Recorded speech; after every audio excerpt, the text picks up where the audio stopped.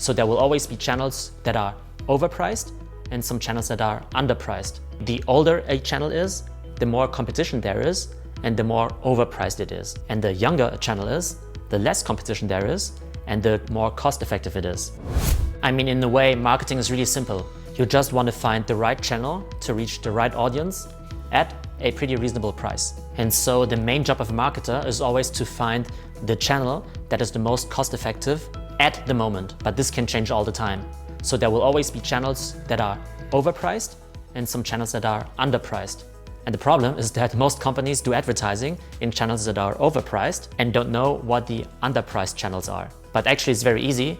So normally the older a channel is, the more competition there is and the more overpriced it is. And the younger a channel is, the less competition there is and the more cost-effective it is. So what are some overpriced channels? Traditional media, Google ads, Facebook ads, and macro influencers.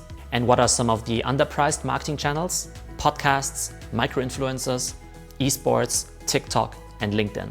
I mean, no matter how you want to measure it, whether it's cost per view or cost per click or cost per lead, it's pretty obvious that some channels are just way too expensive and will never generate a positive return, while others are still super cheap. I think what makes podcasting and micro-influencers very attractive is that you can reach a very relevant audience, and those podcasters and micro-influencers currently don't have a lot of advertising going on. So I guess you can buy some advertising really, really cheap.